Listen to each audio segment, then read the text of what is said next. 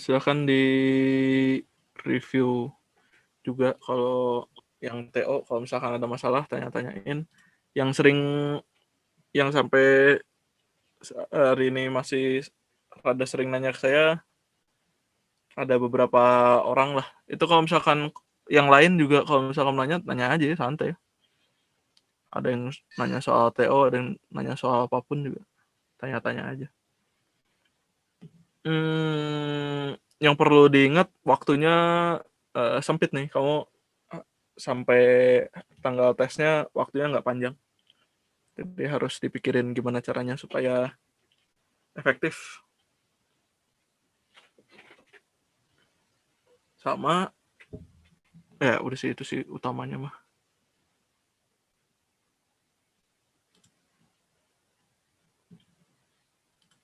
Oke ya.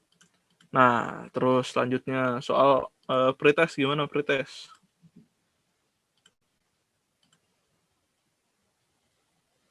Oke, Kak. Pretest kayaknya udah dapat di sekolah belum sih? Relativitas? Kalau saya belum, Pak. Saya udah, Kak. Ya. Yang udah pasti bisa lah. Ini soalnya nggak terlalu Belum, Kak. ya. Ini soalnya nggak terlalu susah soal pretestnya. Sebetulnya teori relativitas khusus itu salah satu bab yang gampang bikin soal susah gitu. Ya, kalau misalkan gurunya iseng pengen bikin soal susah tuh gampang banget. Karena memang ribet. Maksudnya ribet tuh banyak yang bisa diuliknya gitu. Makanya sengaja saya kasih di sini gitu. Supaya kalian bisa lebih, kalau mau ngulik-ngulik bisa. Oke lah ya, ini ada 80, ada 4 orang.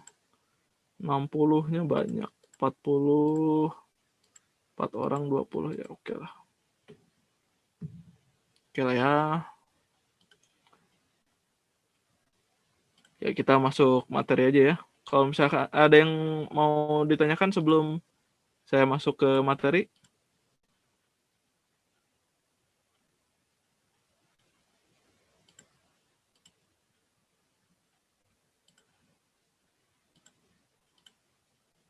Gak ada ya.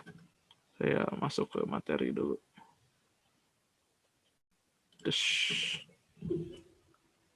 Oke.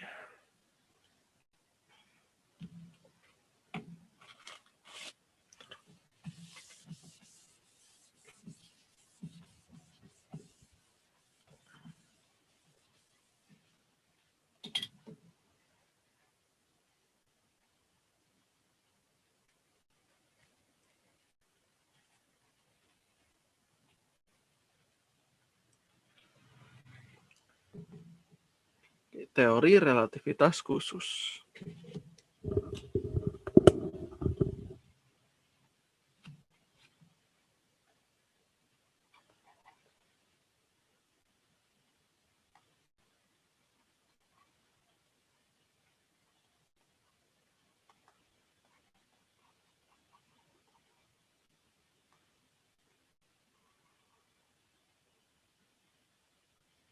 Oke, teori relativitas khusus. Nah, teori relativitas khusus ini pasti kalau kalian dengar teori relativitas khusus, yang kalian ingat pasti Einstein. Karena memang yang nemuinnya Einstein, udah jelas ya. Nah, Einstein nemuin ini setelah dia menemukan teori relativitas itu setelah dia menemukan efek fotolistrik. Jadi sebetulnya dia dapat Nobelnya itu dari efek fotolistrik. Nah, di teori relativitas khusus ini adalah materi pembahasan yang berdasar pada 2 buah postulat Einstein. Jadi ketika kita masuk ke teori relativitas khusus, yang pertama akan dibahas adalah postulat Einstein. Postulat itu apa? Bentar, saya tulis dulu ya.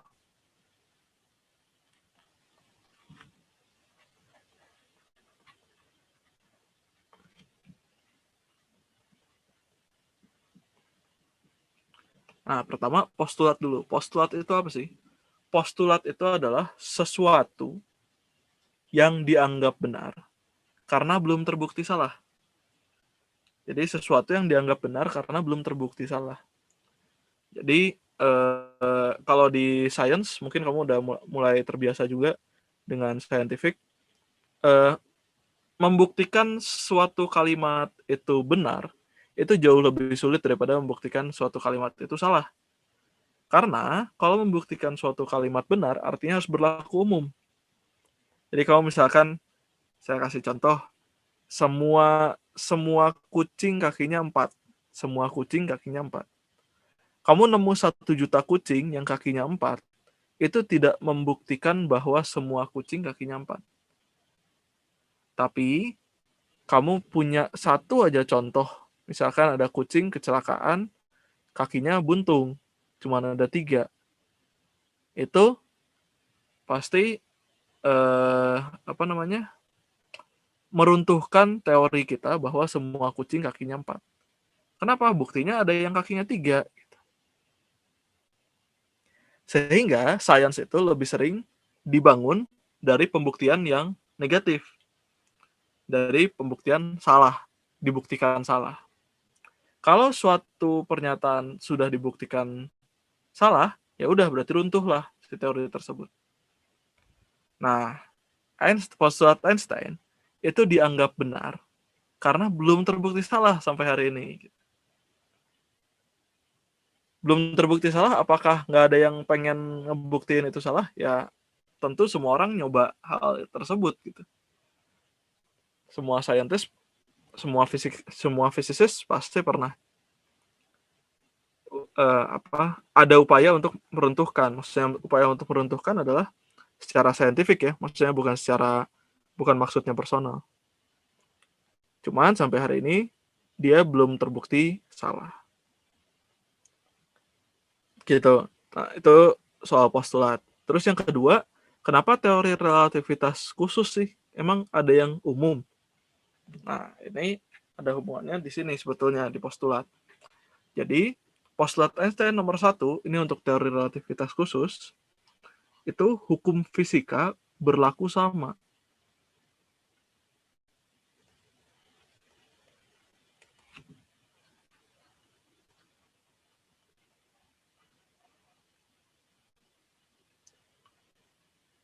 Untuk setiap pengamat, untuk setiap kerangka acuan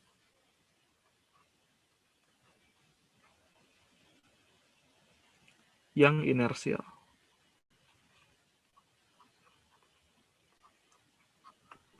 Hukum fisika berlaku sama untuk setiap kerangka acuan yang inersial. Nah, ini yang membatasi teori relativitas khusus. Kerangkanya harus inersial. Maksudnya inersial itu apa? Maksudnya inersial di sini itu percepatannya 0. Jadi bahasan kita terbatas pada yang percepatannya 0. Gitu ya. Itu yang percepatannya 0. Lalu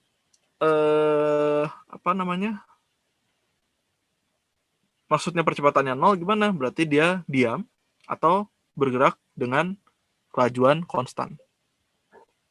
Nah, di teori relativitas khusus itu terbatas pada yang percepatannya 0. Lalu, yang kedua, nah ini yang kedua yang menarik. Yang kedua, kecepatan cahaya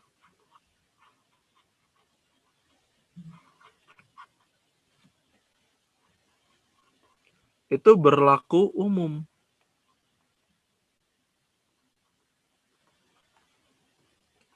Tidak tergantung pada pengamat.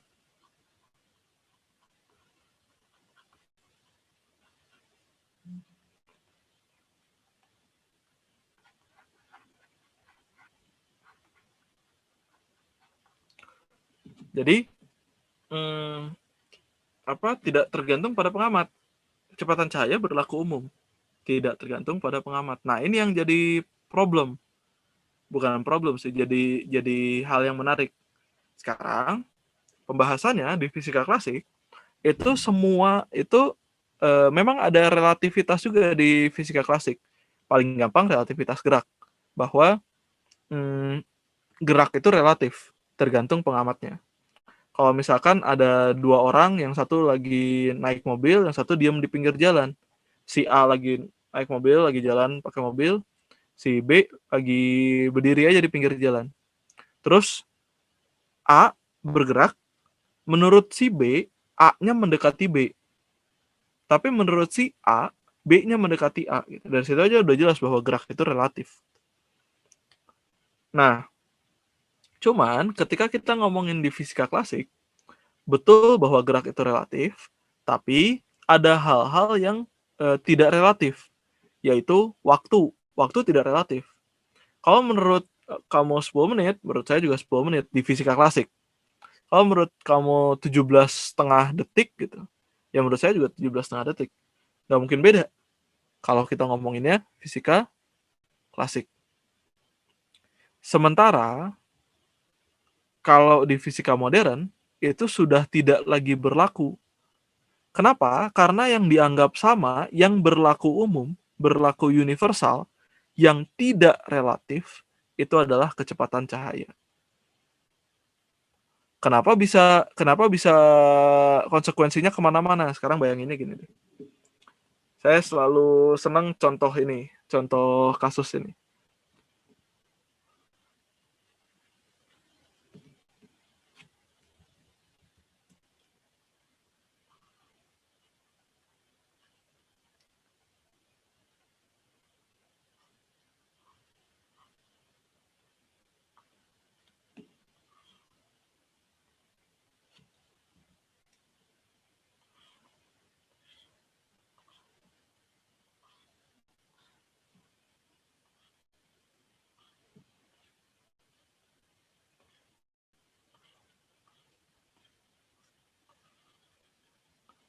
Nah, misalkan kamu lagi di pesawat, ya, dan sedang bergerak dengan kelajuan cahaya. Bergerak dengan kelajuan cahaya. Oke ya. Nah, sekarang terus itu yang di depannya tuh kamu bawa cermin. Jadi ada kamu megang cermin. Jadi gini lah, kamu megang cermin gitu. Nah, sekarang pertanyaan dulu nomor 1. Bukan pertanyaan sih, pernyataan dulu. Kalau cermin, itu kan cara kerjanya ada cahaya. Cahaya dari suatu sumber cahaya tertentu, terus mantul ke muka kamu, terus mantul ke cermin, terus bayangan dari cermin kamu lihat pakai mata. Berarti semuanya ngomonginnya cahaya dong. Mereka bergeraknya dalam kecepatan cahaya. Nah, sekarang bayangin kalau kamu bergerak dengan kecepatan cahaya. Pertanyaannya, kalau menurut fisika klasik, kamu bisa lihat bayangannya nggak?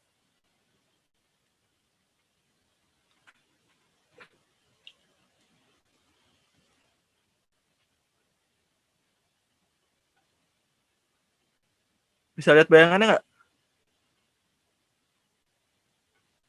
Enggak ya, Kak. Kenapa nggak?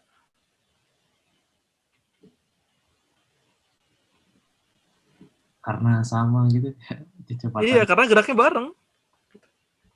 Jadi kan, ini misalkan kamu nih, ini misalkan cerminnya. Nah, dari kamu ke cermin itu kan si cahaya butuh bergerak dengan kecepatan cahaya. Sementara kamu bareng terus sama kecepatan cahaya gitu. Kalau berdasarkan fisika klasik, kamu nggak bakal bisa lihat bayangan kamu di cermin berdasarkan fisika klasik. Nah, ini yang dibantah sama Einstein.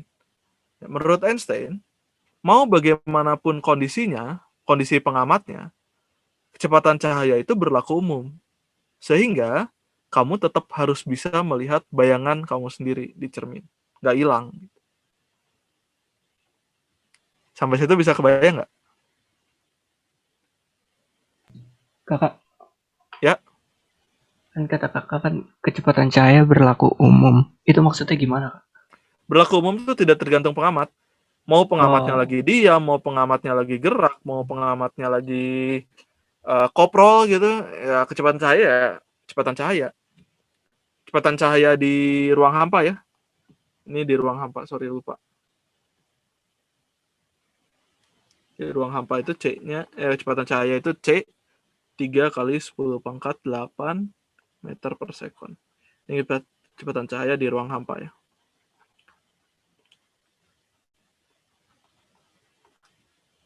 Karena kalau nggak di ruang hampa lebih kecil daripada itu. Jadi kecepatan cahaya di ruang hampa berlaku umum, tidak tergantung pada pengamat. Sampai situ kebayang nggak? Kebayang nggak timbul masalahnya di mana? Dan masalah yang dipropos sama Einstein-nya apa? Oke ya, kebayang ya? Bayang nggak?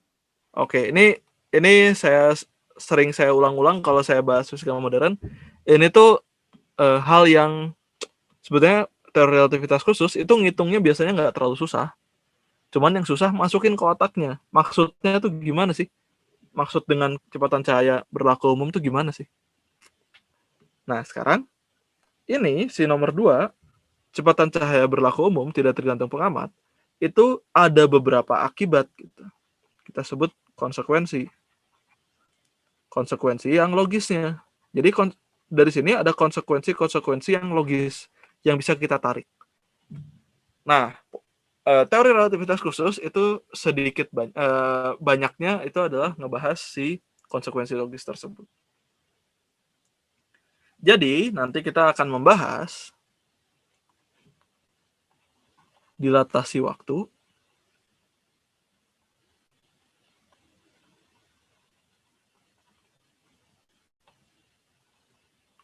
lalu kontraksi panjang,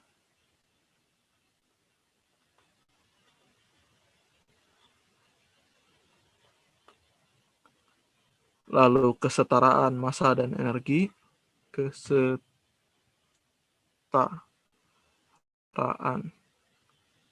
massa dan energi, lalu massa relativistik,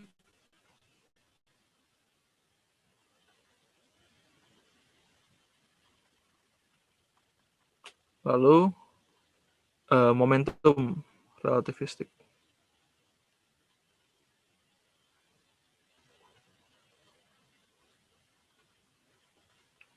Dan satu lagi adalah kecepatan relatif.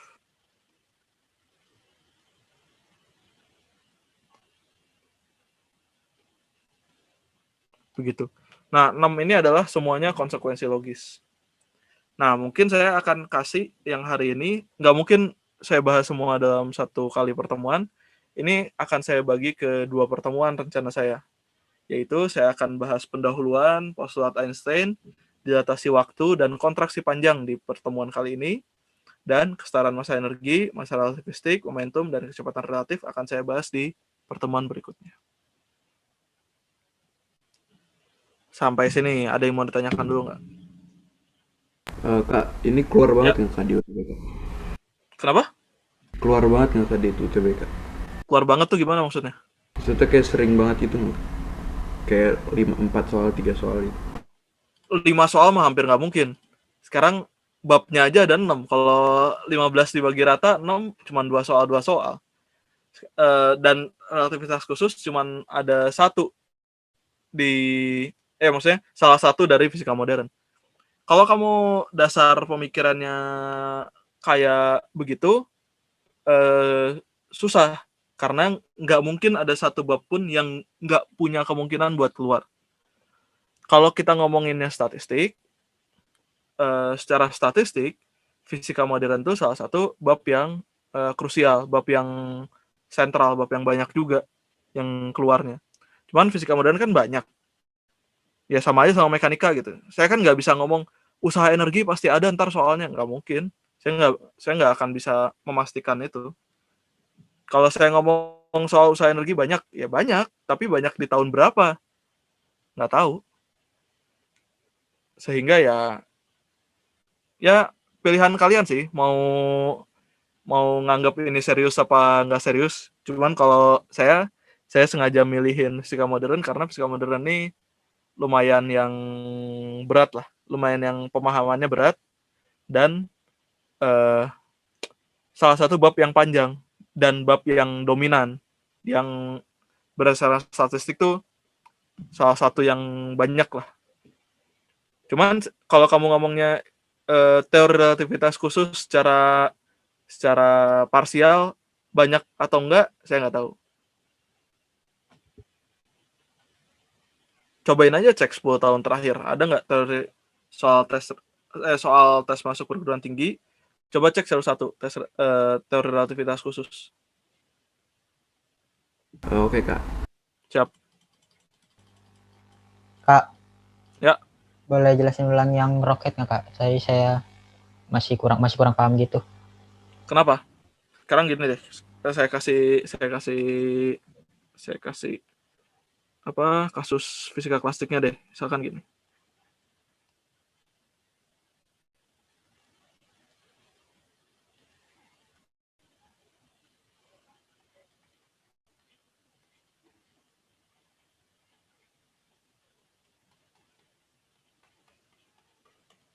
Misalkan ada dua mobil. Yang ini mobil A, yang ini mobil B. Mobil A bergerak dengan kecepatan VA, mobil B bergerak dengan kecepatan VB. Kalau VA sama dengan VB, mobil A akan ketemu mobil B nggak? Enggak Kak. Nggak akan. Nah, sama aja sama ini. Kamu kan yang cahayanya itu kan bergerak dari sumber cahaya, lalu ke muka kamu, lalu ke cermin, lalu kembali ke mata kamu. Nah, sekarang cermin berarti kan cahayanya bergerak dari muka kamu ke cermin. Nah, sekarang cahayanya bergerak dari muka kamu ke cermin itu dengan kecepatan cahaya. Sementara kamu sendiri bergerak dengan kecepatan cahaya juga. Berarti kan kamu bergerak bersama dengan cahaya. Berarti harusnya nggak akan ketemu dong. Nggak akan kelihatan dong cahayanya. Kebayang nggak maksudnya? Kebayang Kak, kebayang. Oke. Silakan kalau ada pertanyaan lain. Nah, kalau misalnya V-nya lebih dari kecepatan cahaya, Nggak bisa. Nggak mungkin. Jadi si kecepatan yang postulat Einstein nomor 2 juga membatasi kecepatan itu pada kecepatan cahaya.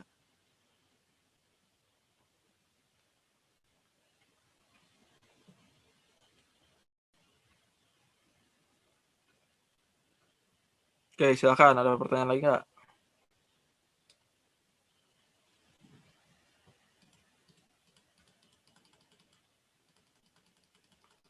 Kalau nggak ada, saya masuk ke dilatasi waktu.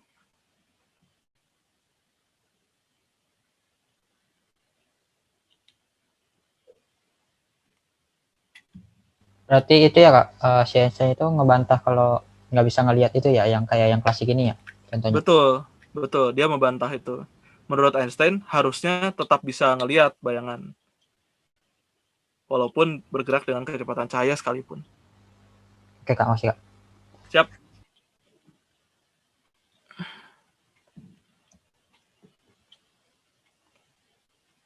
Oke ya, saya masuk ke dilatasi waktu.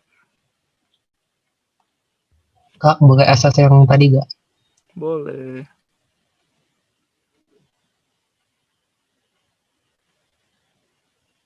Udah? Oke, udah. Masih Kak.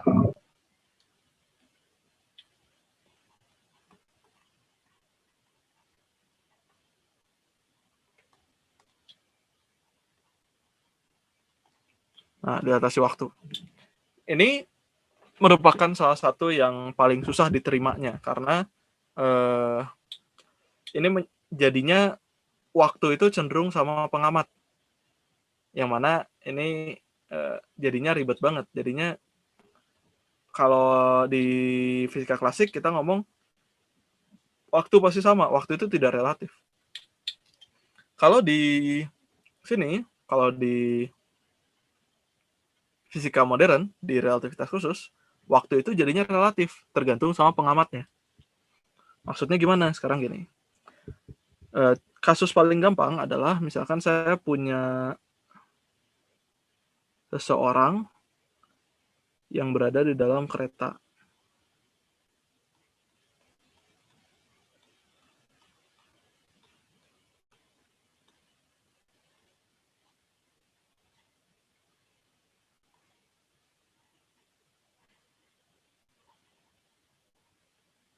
gitu ya. Lalu di dalamnya ada sebuah tabung yang isinya adalah sebuah partikel cahaya yang dia bergerak atas bawah. Jadi begitu nyampe atas mantul ke bawah, terus begitu nyampe bawah mantul ke atas lagi, dan terus saya pokoknya dia bergeraknya cuma atas bawah doang. Ini saya sebut dia adalah A. Lalu ada seseorang lagi yang lagi diam di sini melihat si A lagi gerak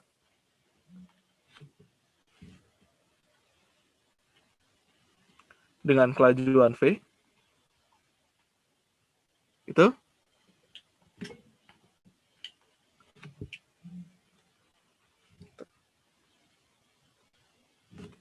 Ya. Jadi si B lagi diam, terus ngelihat A lagi di dalam kereta, di dalam kereta lagi bergerak dengan kelajuan V. Gitu ya. B-nya diam. B-nya lagi diam. Nah, yang jadi poin menarik adalah yang di tabung ini. Si tabung ini kan isinya cahaya. Sekarang, kalau kita lihat berdasarkan si A, maka A akan melihat cahaya ini punya lintasannya begini. Dia cuma gerak atas bawah aja. Cahayanya. Tapi B itu akan ngelihat cahayanya bentuknya lintasannya begini.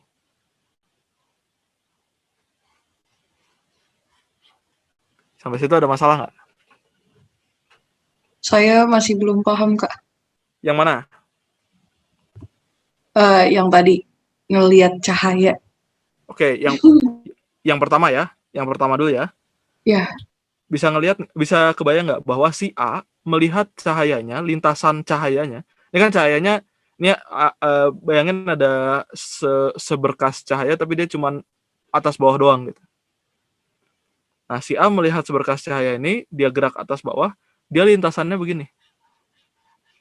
Sampai situ bisa terima nggak? Oke? Oke, Kak. Itu paham ya? Nah, sekarang A-nya kan gerak nih. Si B ngelihat A-nya bergerak. Dan tabungnya kan ikut bergerak bersama si A. Artinya menurut si B, bisa terima nggak? Si cahayanya tuh geraknya begini. Karena cahayanya ikut kereta. Ya, Kak. Oke ya? Oke. Kalau ada masalah yang lain, silakan tanyain dulu. Kalau misalkan yang lain ada masalah, nemu masalah juga. Belum ya? Oke, sekarang saya tinjau begini. Bisa terima nggak bahwa A terhadap tabung itu diam? Jadi, kita bagi dua nih sekarang. Kita definisikan. Yang pertama adalah delta T0. Itu adalah selang waktu yang diukur oleh pengamat yang diam.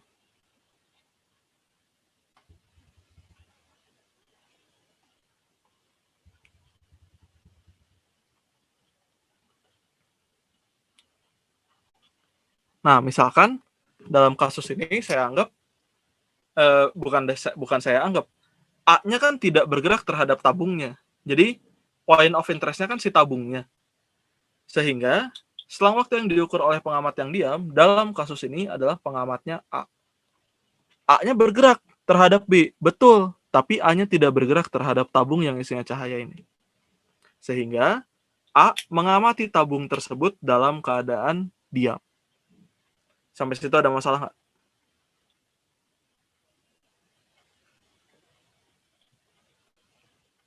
Nggak ada ya? Lanjut, saya definisikan lagi delta T. Delta T ini adalah selang waktu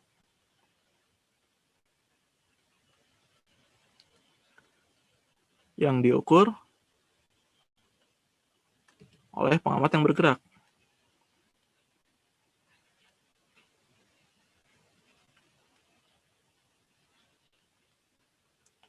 Dalam kasus ini adalah B, karena B-nya bergerak terhadap tabungnya.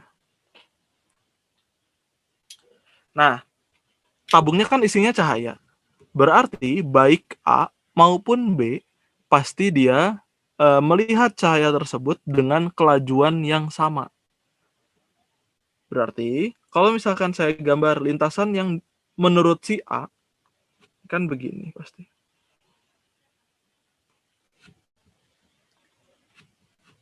Misalkan saya tinjau satu kali aja, jadi dari atas ke bawah ya. Berarti kan gini. Ini saya sebut P, ini saya sebut Q. Tadi sempat saya singgung bahwa kerangkanya kan inersial. Kalau inersial percepatannya 0. Kalau percepatannya 0 artinya ya V-nya X per T kan. Berarti X-nya V kali T aja. Berarti jarak yang ditempuh si cahaya menurut si A itu adalah C dikali delta T0. Berarti yang ini panjangnya adalah C dikali delta T0. Silakan, ada masalah nggak?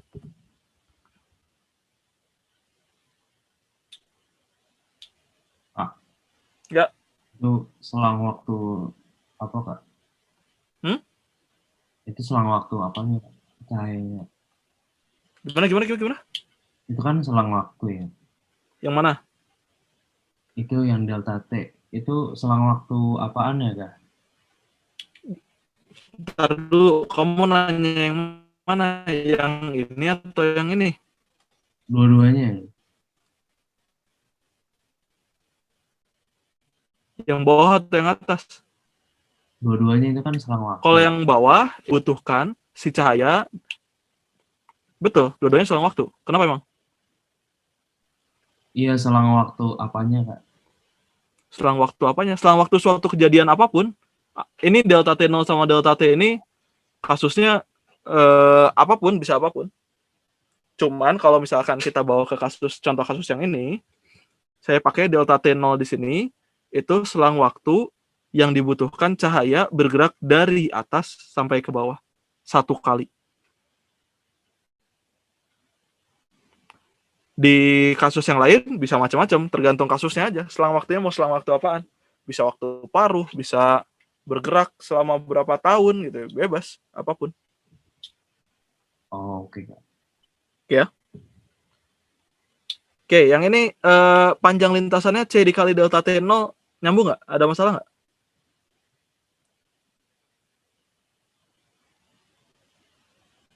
Nyambung, Kak. Nyambung ya?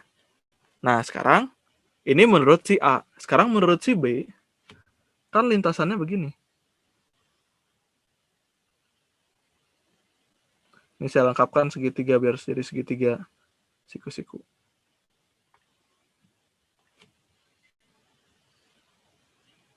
Ini saya sebut R. Menurut si B, lintasannya miring. Tapi kecepatannya tetap C. Berarti C dikali selang waktu menurut B. Jadi selang waktu si cahaya dan ke bawah menurut si B. Geseran kereta ketika si cahayanya dari atas sampai ke bawah. Berarti V dikali, yang ukur pasti si B kan, kalau gesernya kereta, A-nya kan diam terhadap kereta.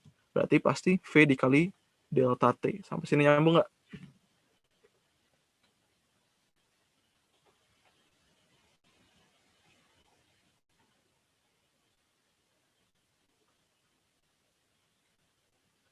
Kak. Ya.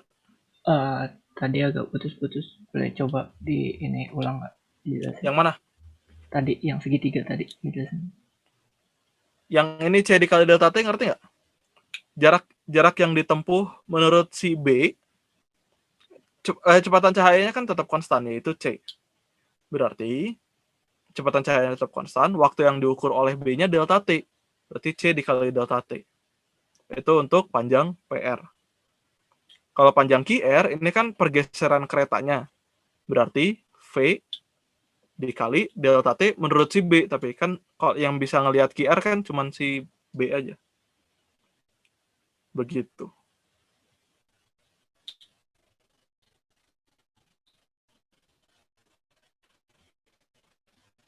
Oke? Oke, Kak. Oke. Ini siku-siku ya. Pak. Ya. Itu yang I ke R itu tetap delta T kan? Tetap delta T kan diukurnya sama B. Mungkin nggak si A ngukur QR? Enggak. Nggak mungkin. Oke ya. Itu V-nya V kereta kan? V kereta dong. Kan ngegesernya berapa si tabungnya? Oh iya. Oke ya.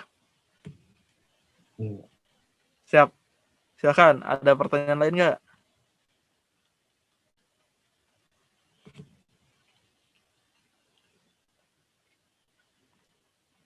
Kalau nggak ada, udah tinggal Pitagoras ini.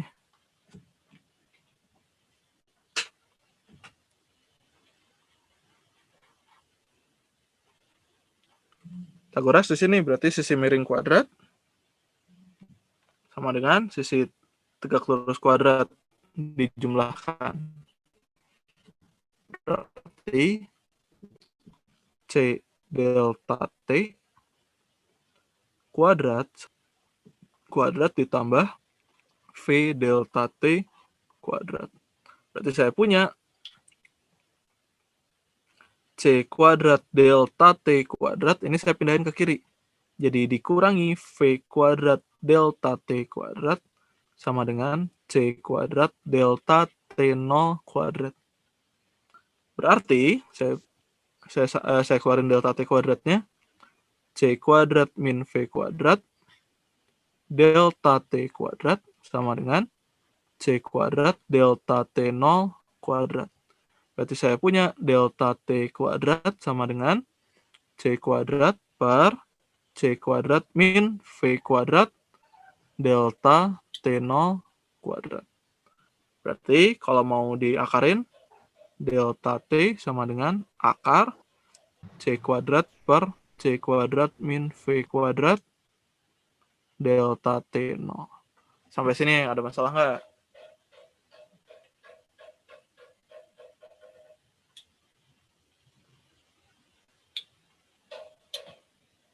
Ada masalah nggak?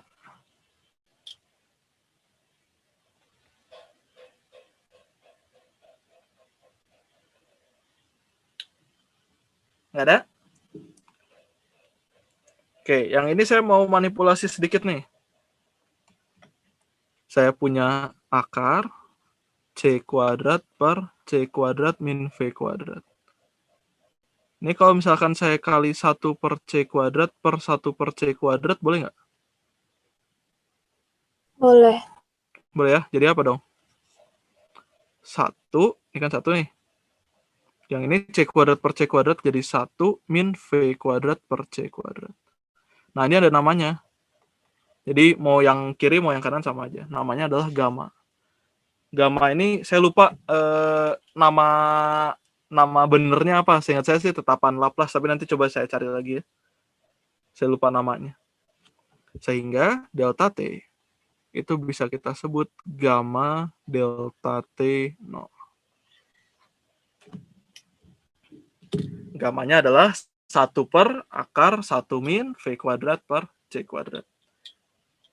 1 per akar 1 min V kuadrat per C kuadrat.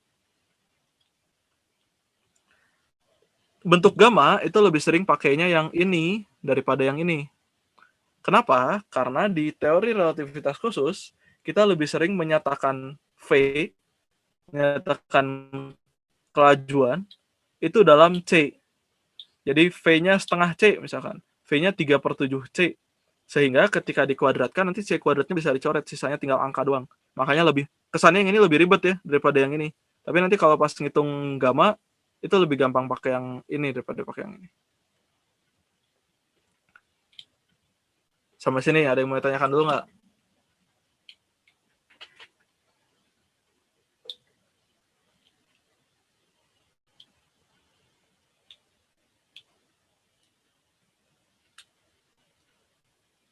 Kak, Ya. bukannya delta T itu sama dengan delta T 0 per gamma ya bukan? Enggak. Delta T itu gamma delta T0. yang per gamma itu cuman L. Coba cari aja kamu. Kamu itu dasarnya apa? Dari mana referensinya? Coba ditunjukkan saja. Dari mana ya? Waktu itu guruku ngasih taunya gitu, jadi ya udah aku ambil referensi dari dia aja. Oke, nanti saya kasih lihat yang dari buku textbook ya. Atau mau Oke, kasih Kak. lihat sekarang? Ntar aja lah ya. Oke, Kak.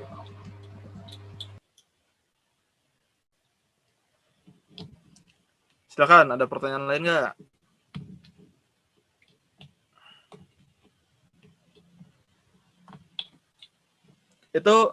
Itu merupakan apa namanya, cara berfisika yang baik. Itu yang tadi saya bilang. Kamu di fisika itu bebas mau ngomong apapun. Mau ngomong flat earth ya sok-sok aja. Lu mau ngomong bumi datar silakan. Tapi referensinya apa dan kenapa? Dan kenapa alasannya apa?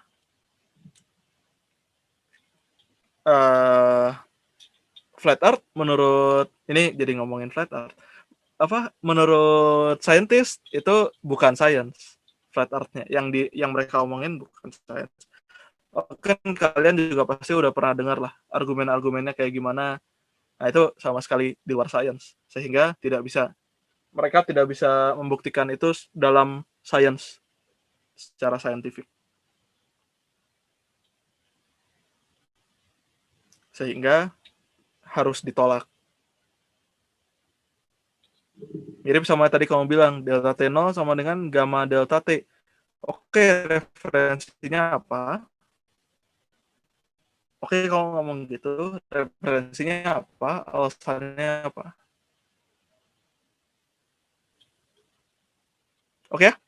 Ini ada masalah nggak? Kalau nggak ada masalah, saya masuk ke ngitung gamma dulu. Ngoprek-ngoprek gamma. Tadi yang seper C dari mana ya? Seper C kuadrat. Supaya bentuknya jadi yang kanan aja. Supaya lucu aja bentuknya. Manipulasi aja makanya saya bilang juga. Oke, Kak. Siap. Ada lagi pertanyaan?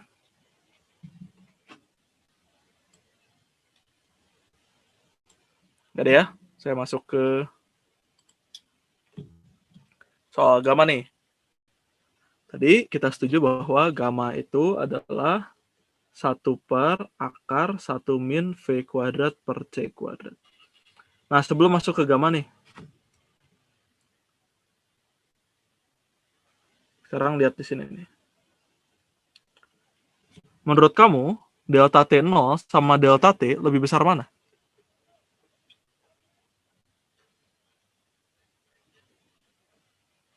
Delta T. Delta T. Ada jawaban lain?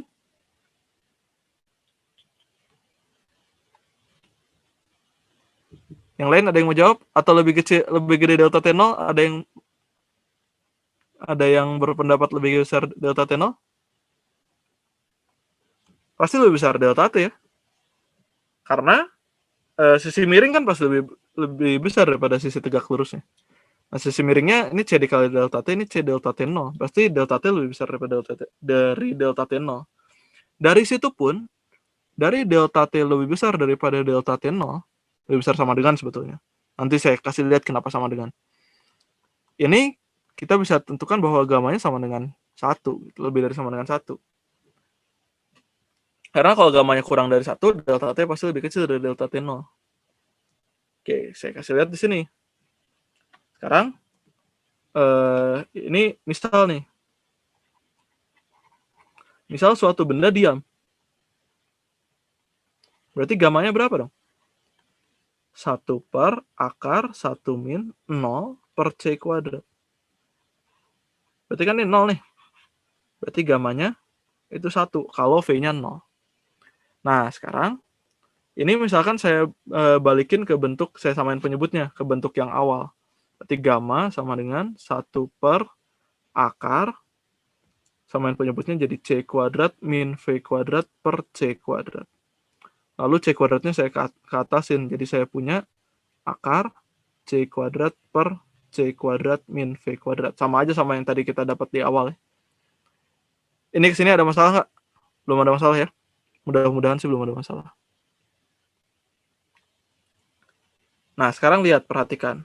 Pembilangnya sama penyebutnya gedean mana?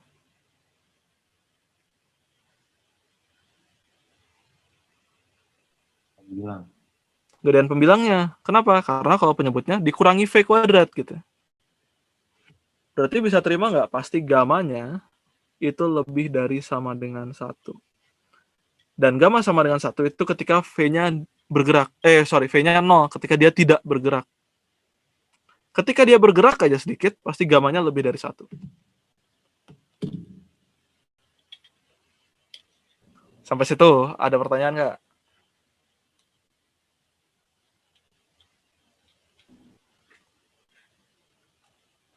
Belum ada ya? Oke, sekarang misalkan saya kasih beberapa contoh. Gimana kalau V-nya 5/13C? Gamanya berapa ya? Ini semuanya hitung gamma ya. Kalau nomor 2, V-nya 4/5C. Nomor 3, V-nya setengah akar 2C. Nomor 4, V-nya berapa ya? 4/7C. Gamanya berapa? Nah, coba saya contohkan yang nomor 1 ya. Nomor 1, gamma itu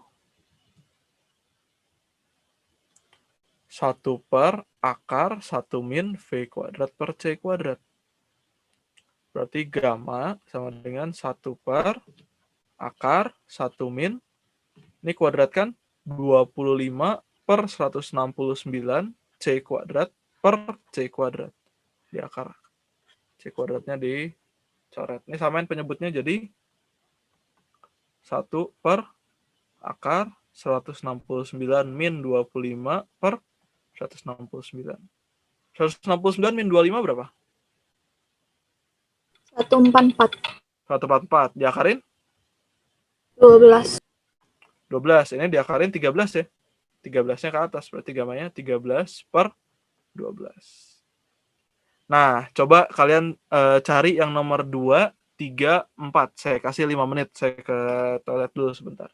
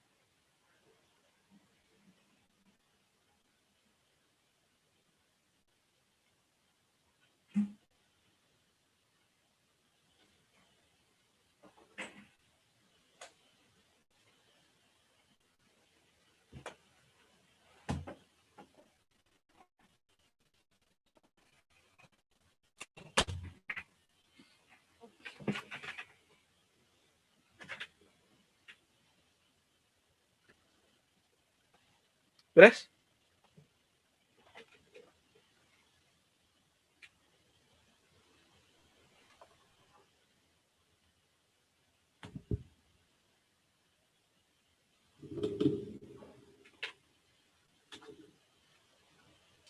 Berapa?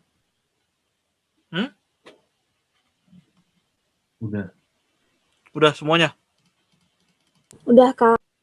Oke, coba nomor 2 gamanya berapa? 5/3. Sama nggak yang lain? Sama, Kak. Duduk. Sama Kak. Sama. Aduh. Bentar. Bentar ya.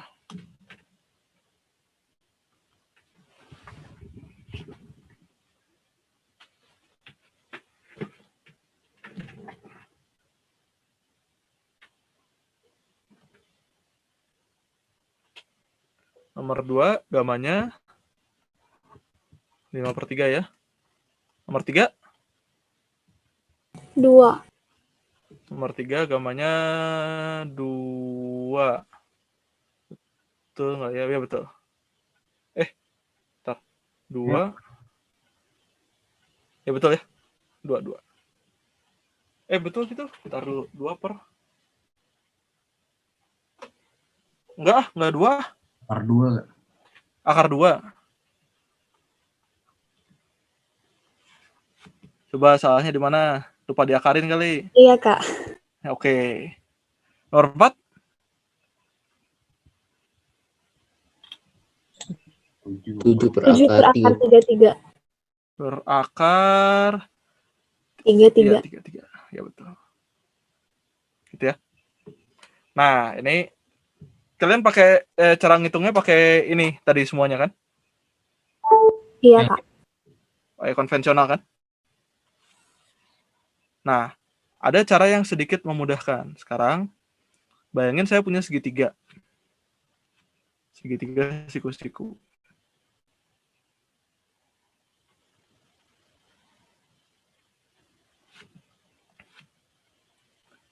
Kalau misalkan yang ini panjangnya C, yang ini panjangnya V. Bisa terima nggak yang ini panjangnya C kuadrat min V kuadrat diakarin? Bisa. Bisa ya? Kalau misalkan yang ini saya sebut theta, bisa terima nggak bahwa sin theta itu sama dengan V per C? Ya. Ya. Iya, Kak.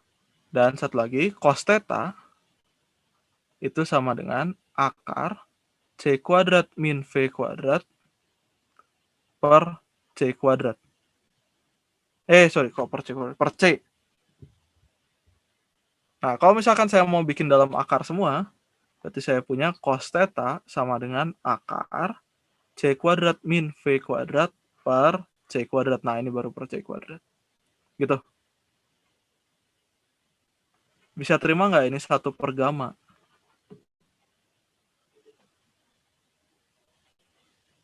Bisa. Kebayang ya? Jadi, ini jadi sangat memudahkan gitu. Sekarang V-nya 5/13C. Ya udah, berarti 5/13 anggap aja sinusnya. Jadi sinusnya 5/13. Kosinusnya berapa?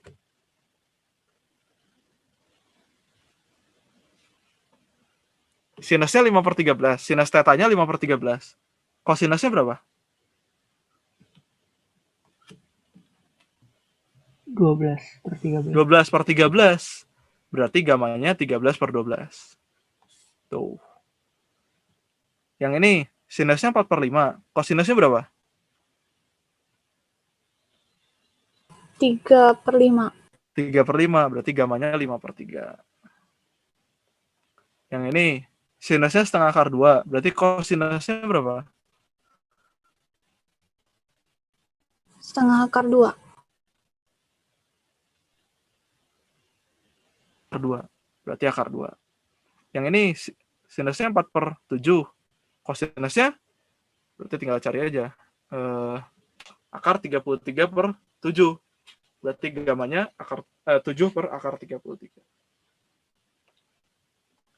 Atau itu cara yang pertama. Itu cara kedua ya. Yang tadi yang pertama kan konvensional. Ini yang pakai segitiga. Atau yang ketiga, kalau kamu punya V-nya terpa Pitagoras, itu jauh lebih enak lagi. Misalkan gini. 5/13 kan ada terpa Pitagorasnya itu 5/12/13. Berarti ada triple Pitagoras yang hilang kan? Karena cuma ada 2 nih.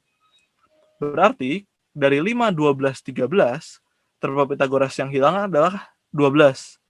Berarti di nomor 1, itu gamanya adalah 13-nya dikeatasin, dibagi triple Pitagoras yang hilang. Jadi, 13-nya keatasin, 13/12. Contoh deh, misalkan saya kasih lagi. Nomor 5, V-nya 24/25C. Gamanya berapa ya?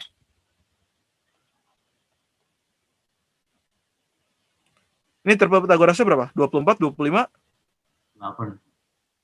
7. 7, 24, 25. Jadi yang hilangnya kan 7. 25-nya keatasin per 7. Tapi hati-hati yang bawah harus selalu jadi sisi miring ya. Jadi maksudnya gini, misalkan saya punya V-nya 3/4C gitu. Ini nggak bisa pakai 3/4/5. 4-nya harus di sisi miring gitu. Berarti ini nanti gamanya 4/7 gitu. Tapi 4-nya ini tetap ke atas pasti.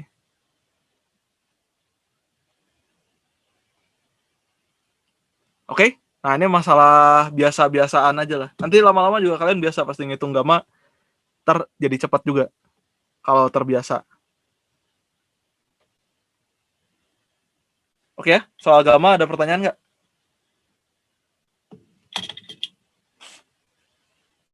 Kak. Ya. Namanya yang tadi kan yang delta T. Hmm. Itu maksudnya waktunya beda, Kak? Waktunya beda maksudnya? Itu kan tadi delta T itu lebih besar kan daripada delta T0. Betul. Berarti waktunya beda dong. Waktunya beda, betul. Waktu yang diukur oleh pengamat yang diam itu berbeda dengan waktu yang diukur oleh pengamat yang bergerak. Makanya disebutnya teori relativitas. Waktu itu relatif, tergantung oleh pengamat. Nah kan, makanya kan rese kan dari situ-situnya. Ini ngitungnya gampang. Cuman masukin ke otaknya bahwa kok bisa sih waktu beda? Nah, itu yang ribet.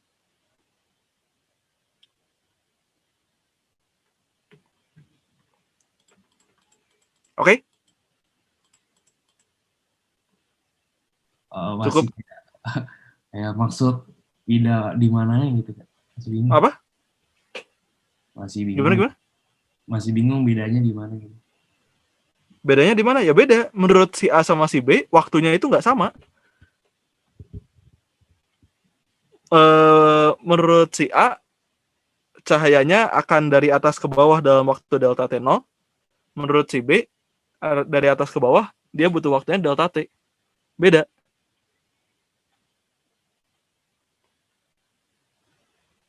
Padahal kalau kita ngomong di fisika klasik, pasti PKR itu pasti delta T-nya sama. Yang beda adalah kelajuannya.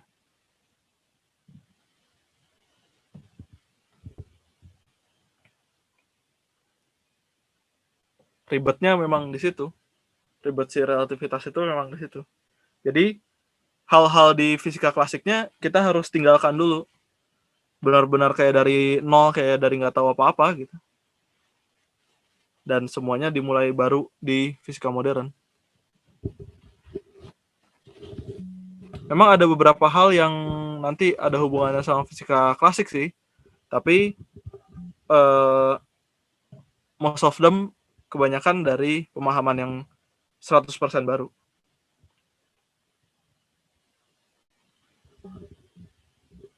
Oke? Oke, Kak. Oke. Yang lain ada pertanyaan lagi?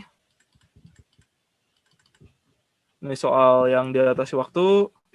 Ini soal gamma. Kak, yang cara 2 saya masih itu, Kak. Kenapa? Yang cara 2 tadi. Tinggal pakai Pitagoras, Pitagoras sih, trigonometri aja. Trigonometri aja, ini mah masalahnya. Kalau kamu bermasalah, mungkin bermasalahnya trigonometrinya kali, bukan fisikanya.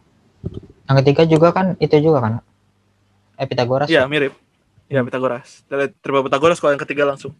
Cuman kalau yang 3, kalau misalkan pas nemunya nggak triple Pythagoras, rada bingung. Tapi ya tetap aja sebenarnya gampang sih.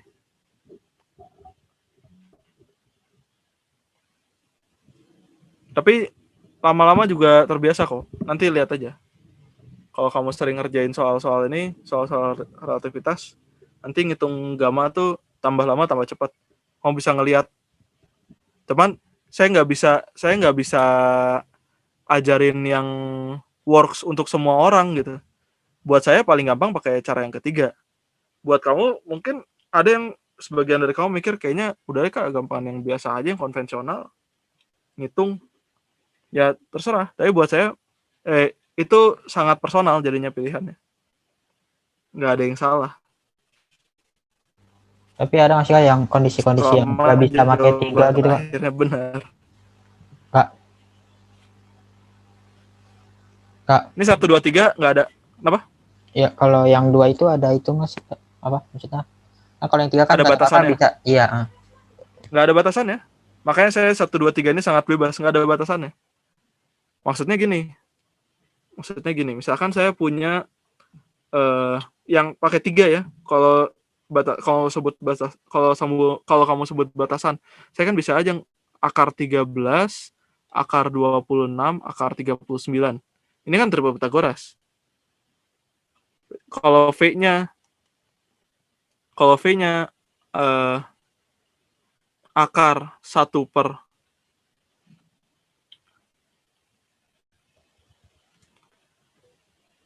jangan gitulah, jangan ini.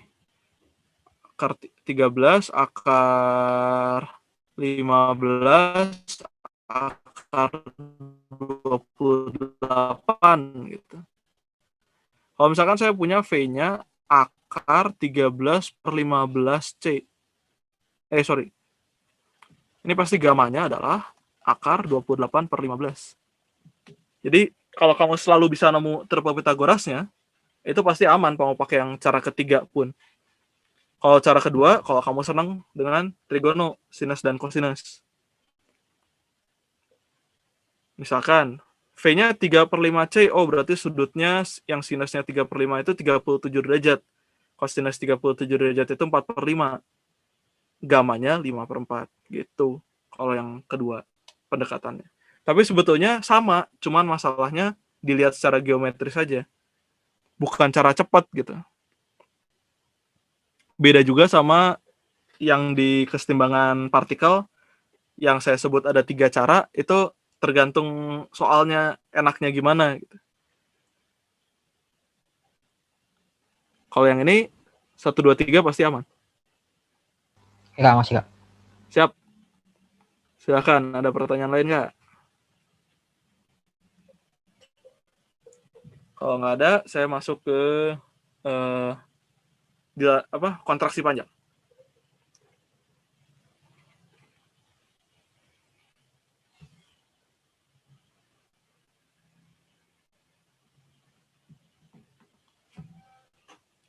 Oke.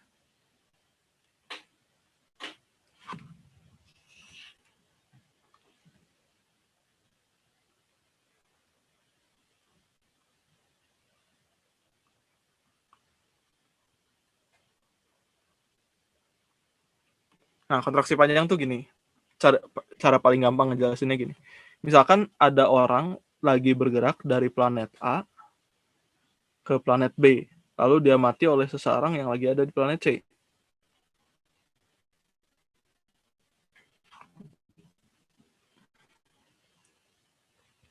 Jangan A, B, C lah ya. P, Q, R aja ya.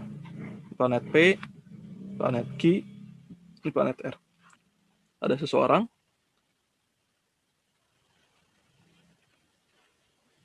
ya, yang lagi bergerak dengan kelajuan V.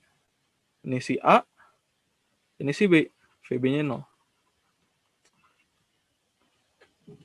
B ngelihat si A gerak gitu. Nah, B itu kan bisa ngelihat panjang PQ-nya berapa. Jarak antara planet ke PQ-nya berapa gitu. Antara planet P ke planet Q itu berapa. Nah, yang terukur oleh B itu kita sebut dia L0.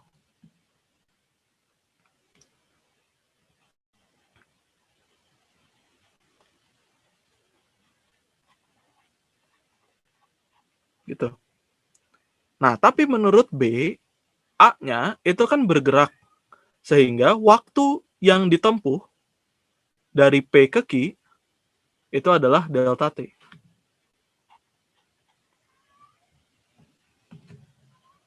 Sementara yang diukur oleh A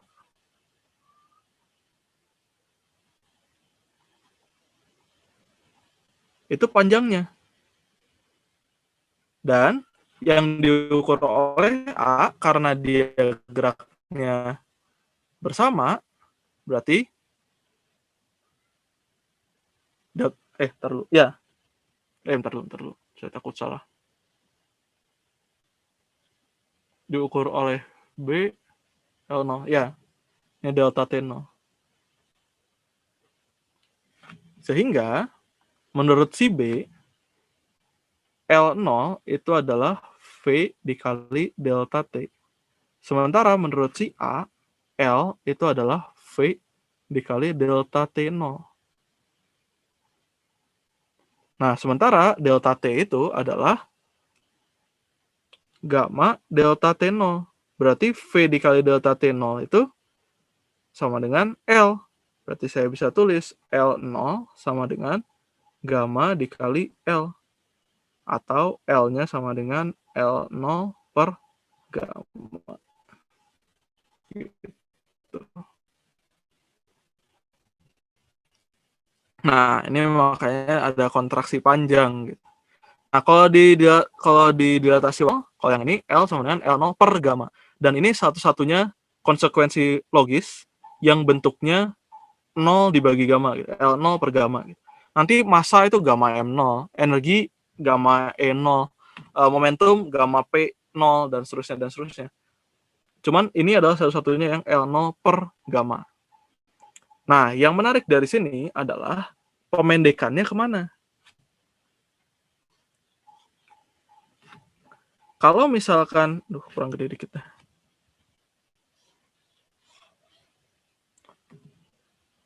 Pemendekan yang terjadi itu adalah pada arah yang sejajar dengan V.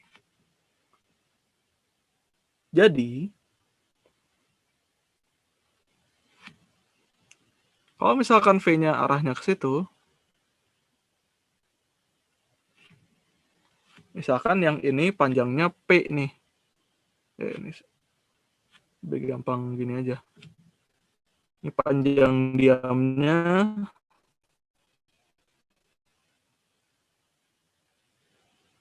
Ini panjang ketika bergerak. Lebarnya nggak berubah.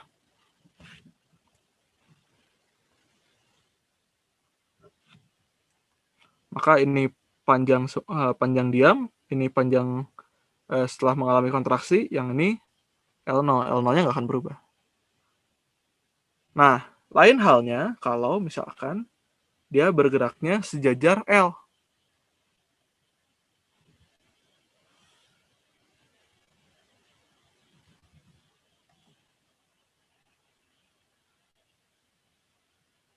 Kurang ke atas dikit.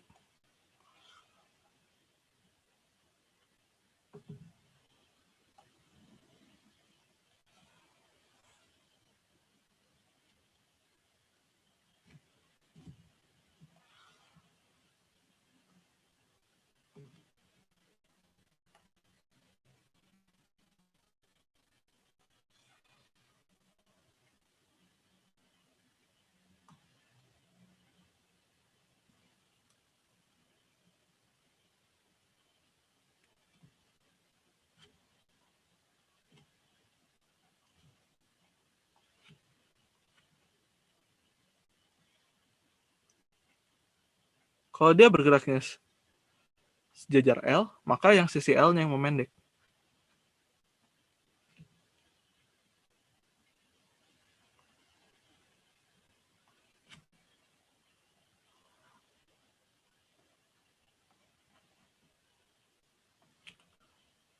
Begitu.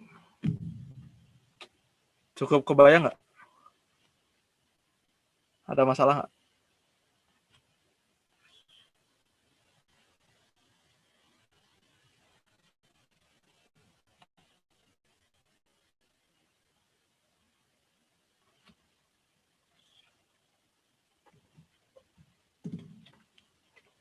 Ada masalah?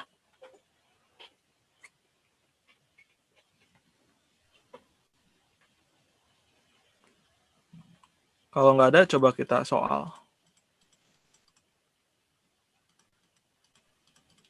Kak. Ya. Masih belum terlalu paham. Yang mana?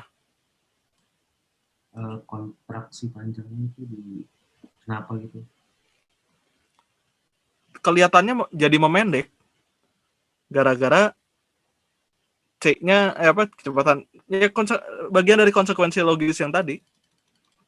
Jadi dia seolah-olah jadi memendek, bukan seolah-olah, memendek. Jadi terlihat oleh pengamat yang sedang bergerak itu mengalami pemendekan karena kontraksi panjang. Begitu sih.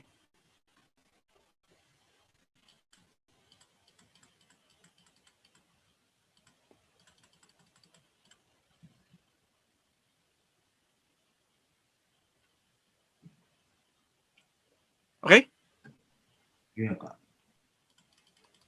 Silakan kalau ada pertanyaan lain. Kalau nggak ada, kita coba masuk soal. Kak. Ya. Saya mau nanya di bagian rumusnya, Kak. Itu rumusnya tadi yang LO sama dengan V dikali delta T-nya itu dari mana ya, Kak? Cuman itu aja, jarak yang ditempuh sama dengan kecepatan dikali selang waktu. Kecepatannya kan V. Selang waktu menurut B itu delta T gitu. Gitu doang. Yang A juga kayak gitu, Kak, berarti? Yang A juga kayak gitu. Jaraknya L, kecepatannya V, yang diukur oleh A itu delta T0. Terus yang sebelahnya lagi, Kak, yang ada gamanya itu? Delta T kan sama dengan gamma delta T0. Tadi kita sudah setuju nih. Ya kan? Berarti? Oh iya. Berarti ini delta T-nya diganti jadi gamma delta T0. Udah deh. Dapat. Iya, Kak. Makasih, Kak. Siap. Silakan kalau ada pertanyaan lagi. Kalau nggak ada, kita bahas soal.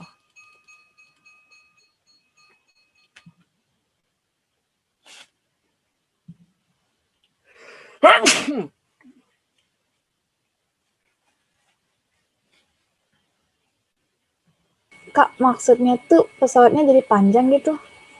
Pesawatnya jadi pendek justru menurut B.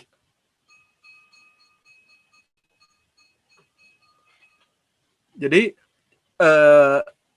jadi tambah pendek. Ini kan gini, gamma itu kan kurang dari 1. Artinya L itu kurang dari L0. Nah, berarti ini kalau lagi bergerak ini menurut si B, pesawat A itu jadi lebih pendek. Kalau menurut A biasa normal kayak gitu? Enggak juga. Menurut A, badannya B itu jadi lebih kurus. Kebayang nggak? Oh iya, Kak. Kebayang ya? Jadi maksudnya kalau kamu ngelihat suatu benda bergerak, itu dia panjangnya jadi lebih pendek. Maksudnya ukuran panjangnya jadi lebih kecil gitu. Kebayang ya? Iya, Kak. Oke, silakan ada pertanyaan lain nggak? Nah, itu berarti kayak ilusi optik gitu ya? Nggak kayak ilusi optik, sama sekali bukan ilusi optik. Kalau ilusi optik itu bendanya tidak begitu, tapi mata kamu tertipu. Kalau ini mata kamu tidak tertipu. Kalau mata kamu bisa mengukur benda yang kecepatannya mendekati kecepatan cahaya, maka ini yang akan terjadi. Bukan ilusi optik, sama sekali bukan ilusi optik.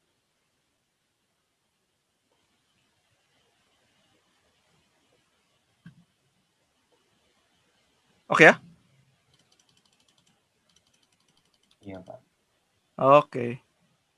Silakan kalau masih ada pertanyaan. Kalau nggak ada, kita masuk ke soal.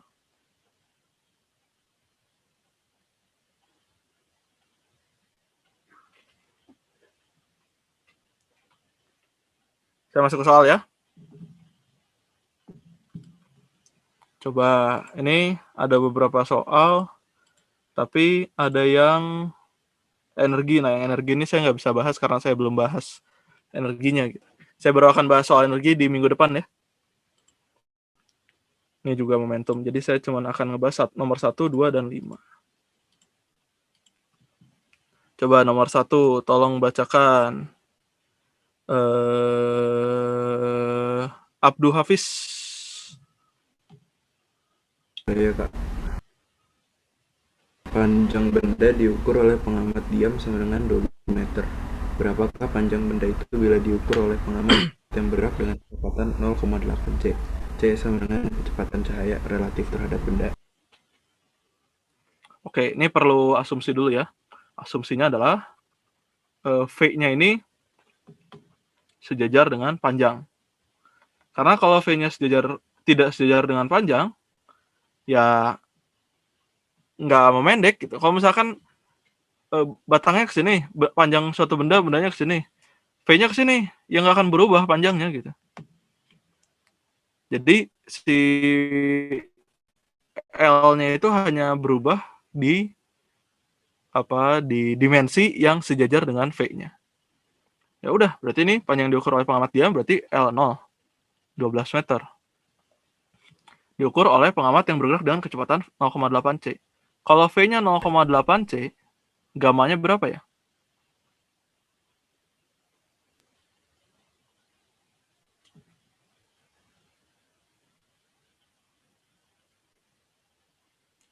Gamanya berapa? 0,6 1 per 0,6. Nah ya. Gitu ya. 0,6 itu 3 per 5. Berarti ini 5 per 3. Nah, berarti L-nya itu adalah L0 per gamma. Berarti 12 dibagi dengan 5 per 3. Berarti 36 per 5. 36 per 5 itu 7,2. Jawabannya yang meter. Jawabannya yang D. Nah, kalaupun mau nebak, sebetulnya yang A sama yang B udah pasti nggak mungkin. Karena L itu pasti lebih kecil dari L0. Jadi kalaupun mau nebak, kalau nggak C, D, E. Silakan kalau ada yang mau ditanyakan.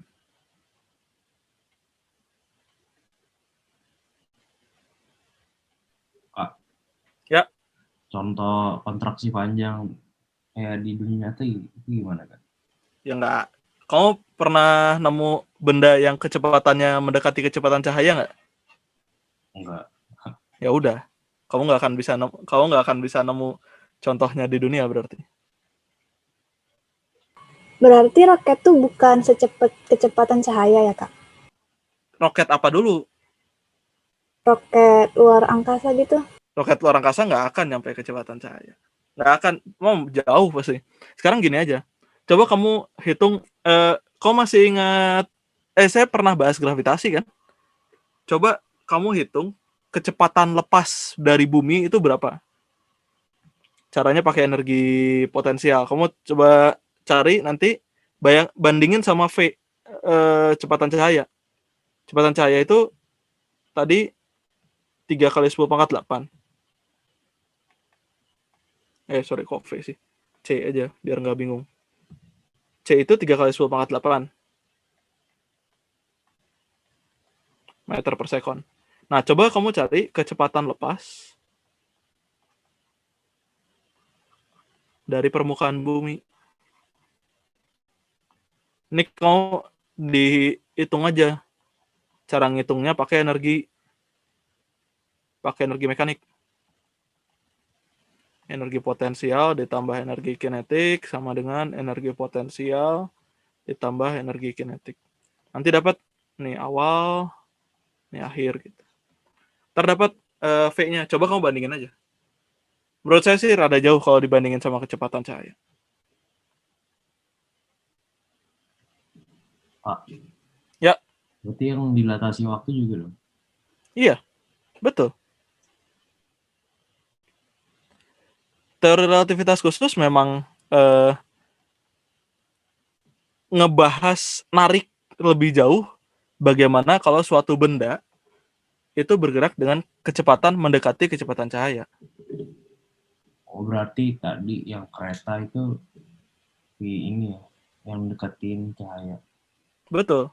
Kalau V-nya tidak mendekati kecepatan cahaya, pasti kecil gamanya. Bisa dianggap 1. Kalau gamanya 1, ya berarti nggak ada pengaruhnya.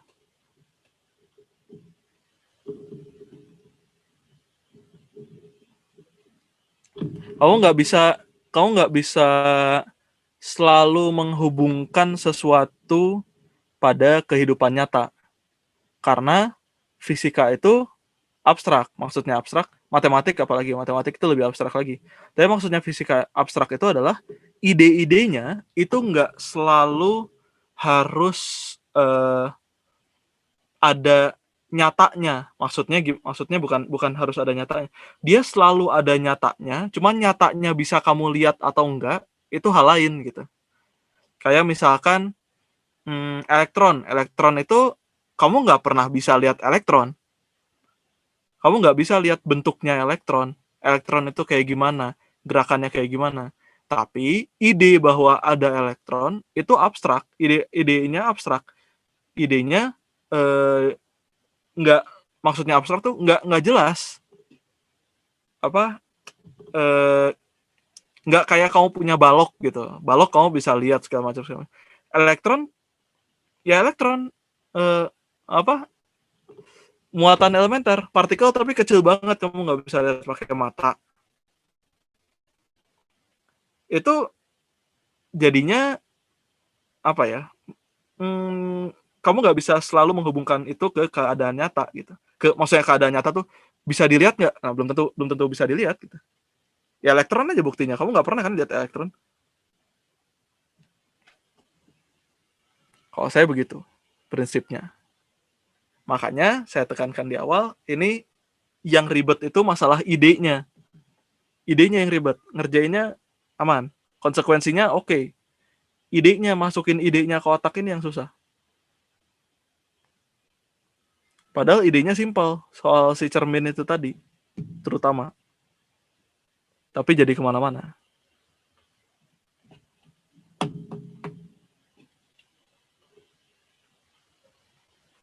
Oke? Iya, Kak. Oke, cuman kebahas satu soal nih. Karena udah 17.29. Ya saya stop share aja dulu kali ya. Saya tutup dulu sementara. Oke, terima kasih atensinya. Mudah-mudahan pertemuan kali ini bermanfaat. Nanti kita minggu depan masih akan bahas teori relativitas khusus, tapi terusannya ya. Jadi kesetaraan massa dan energi, massa relativistik, momentum relativistik, dan seterusnya. Oke ya, sampai jumpa minggu depan. Mudah-mudahan saya sehat dan kalian sehat, jadi kita bisa ketemu lagi. Sampai jumpa, selamat sore. Terima kasih, Kak. Terima kasih, Kak. Terima kasih ya Kak.